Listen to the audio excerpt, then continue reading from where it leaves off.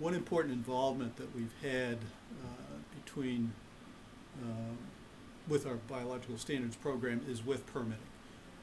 Certainly this is an important function that any of the water resource agencies have to maintain. We found that the biological assessment program actually contributes significant amount of information, valuable information that assists the permitting process in ways that would otherwise couldn't occur.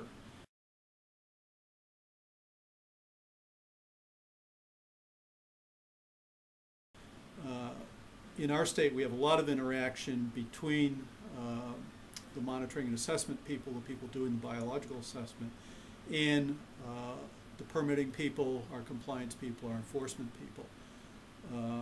Because biological information has been incorporated into our standards and is kind of the mainstay of the information that we use to make an assessment of a water body.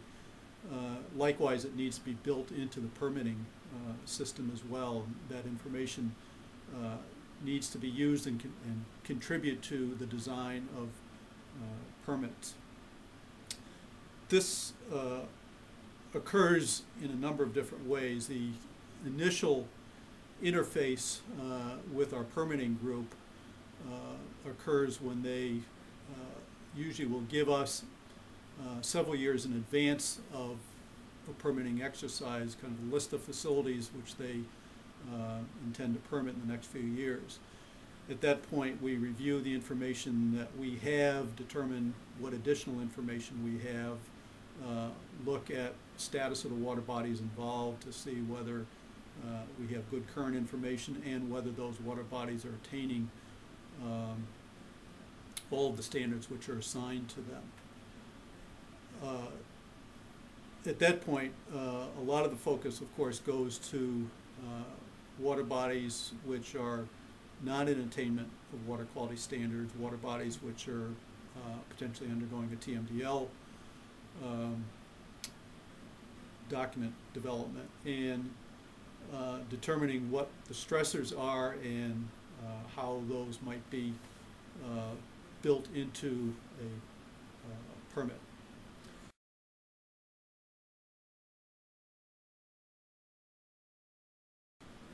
An important part or contribution that the biological information makes is that the biota provide the integration of all of the kind of water quality stressors that are occurring in a water body.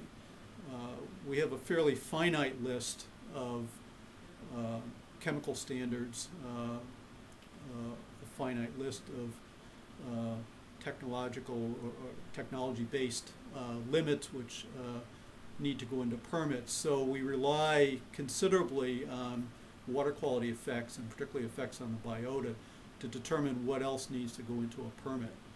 So there's a lot of interaction at that stage in determining, what other stressors are involved, and in providing that information back to the permitting folks so that they can build that into a permit. And then finally, in constructing permits, a lot of times there's a bit of uncertainty when you create a new permit in determining whether it's going to be effective or not. In many cases, we again use biological monitoring and assessment techniques to follow up after a permit's been issued to determine whether limits that have been placed in that permit are appropriate, are getting the desired effect, and whether we're attaining the water quality standards that we expect to attain.